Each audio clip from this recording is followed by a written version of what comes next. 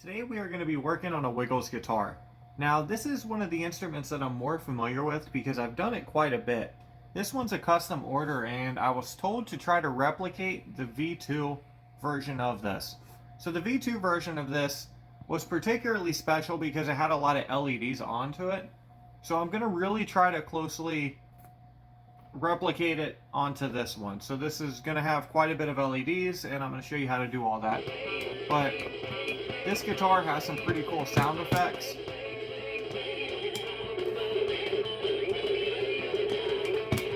It's overall just a fun guitar.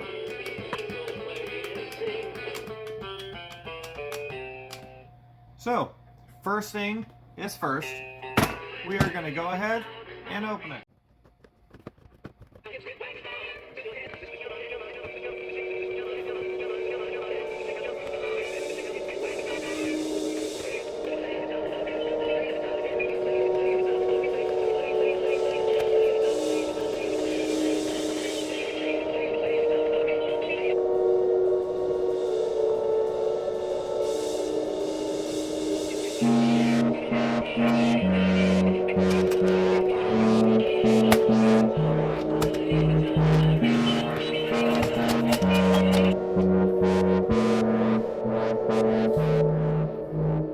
So from past experience, this is the board we're going to be dealing with right here.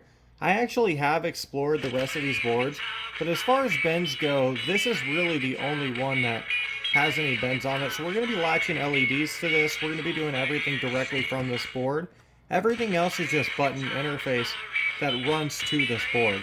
And then these buttons over here are obviously on this ribbon cable, whereas these are on this ribbon cable. So everything's going to be based on this. And then the speed control is right here. So right off of the integrated circuit. Now, I am going to pry this board up real quick, just so I can see where the resistor's actually attached into. Then that way we can actually solder onto the resistor on both sides. What's good about this is you do have some extra room to actually look into this. So this is the resistor that we're dealing with. So I think I can actually just short circuit it. I don't remember this having an actual crash.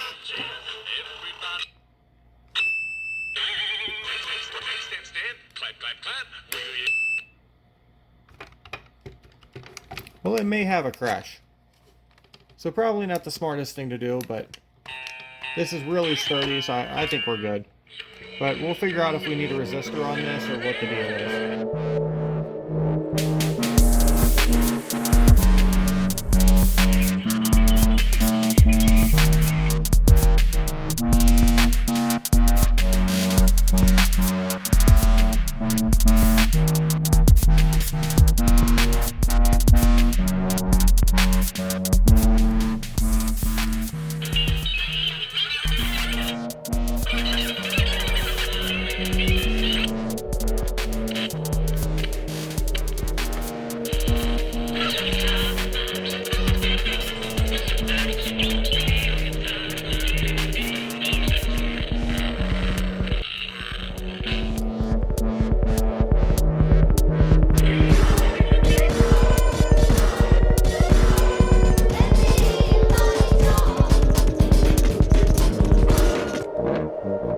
Cut it out! I'm just trying to live my life. No one taught me about carbs.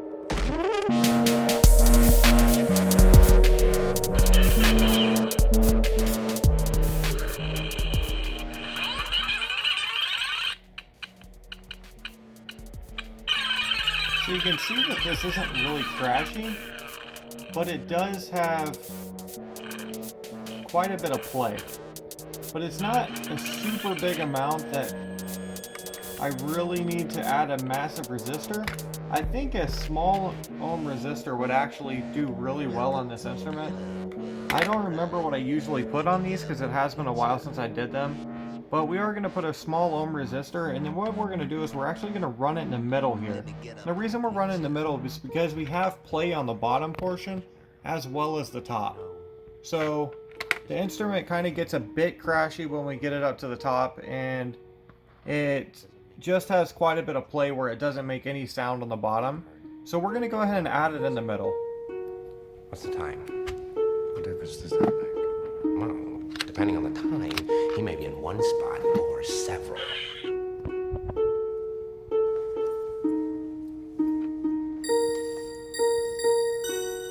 If we're gonna play games, I'm gonna need a cup of coffee. The good cop, bad cop routine.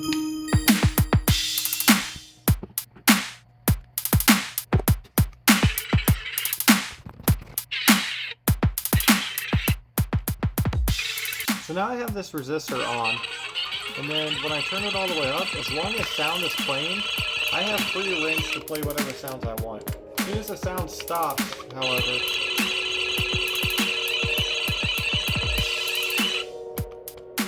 it kind of acts a bit sketchy, so it's not responding like I'd like it to. So what I'm going to do is I'm going to go ahead and put another resistor, another 100K, just right on this toggle switch on the other side, and that's going to hopefully take care of that.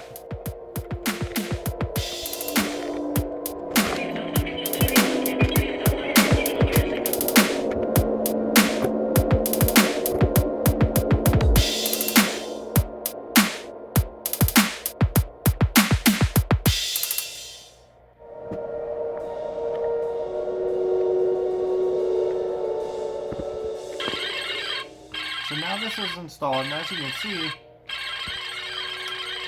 the instrument responds very, very well with both these resistors on.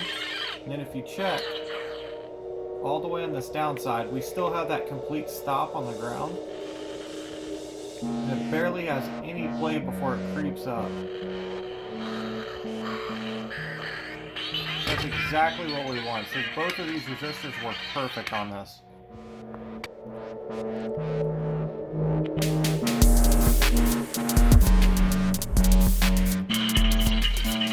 This thing is going to probably be a wired mess on the inside.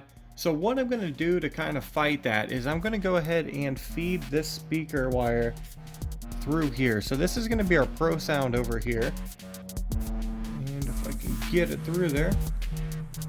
Okay, so these speakers are really cool because you can actually feed the wire through. Since our Prosound is going to be latched right here, I'm going to shorten this up quite a bit. And we have that running through there. So it's going to look quite a bit neater when we get it all done. Then that's going to also reduce the chances of us closing it up and then ending up ripping a wire.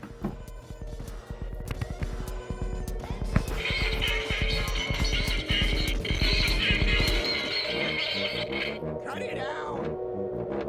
I'm just trying to live my life. No one taught me about cars.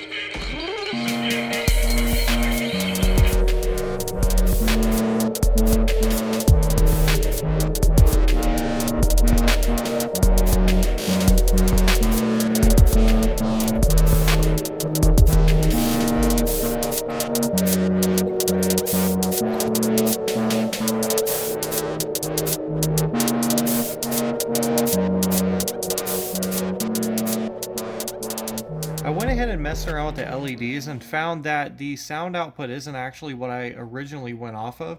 I had to rewatch the video for that one and everything, but because of that, we are going to go ahead and cut around here,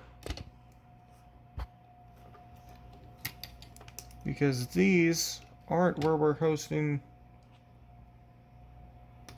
the LEDs at. So we're cutting right here. I can just leave that there because that we have plenty enough room there. Let me make sure I have enough length. Yeah, so that's going to be perfect on the length as well. So what I actually found was what I originally did was here and here.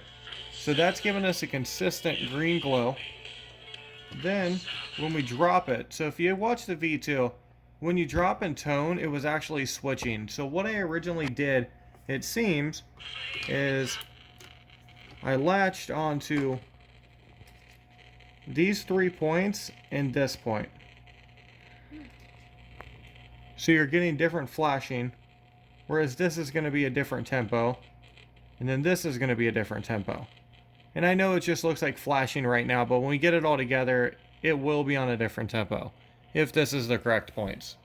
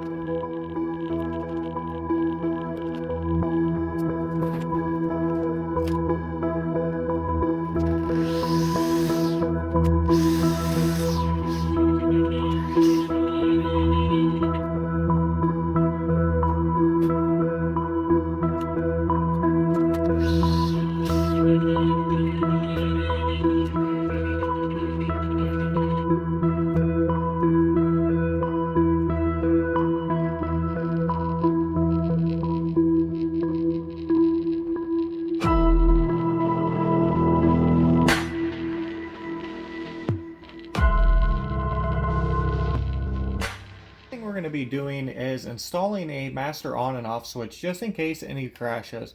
Now if you see my videos, you know how these go, but essentially all we are going to be doing is we're going to be putting a switch in between the power supply and the wire that draws the power supply. So I'm going to go ahead and add more solder onto this. Then I'm going to add a wire onto here, just so we have extra length for the switch. Then we're going to tag the switch directly onto this wire and onto this one.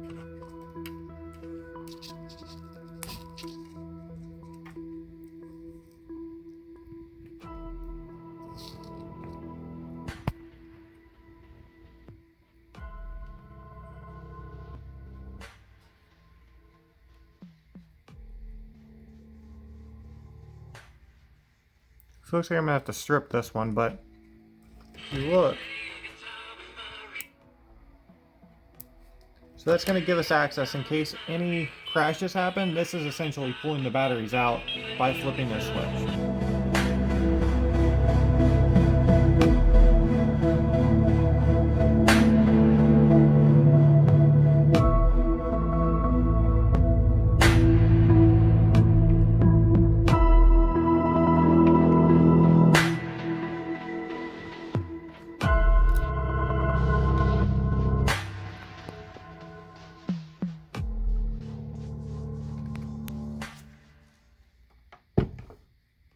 So the next and final bend we're going to be adding is actually a bit of like, I don't know if you'd call it LFO switch or what you would call it exactly, but we're using the LEDs, the color changing LEDs, to produce a sound within the instrument.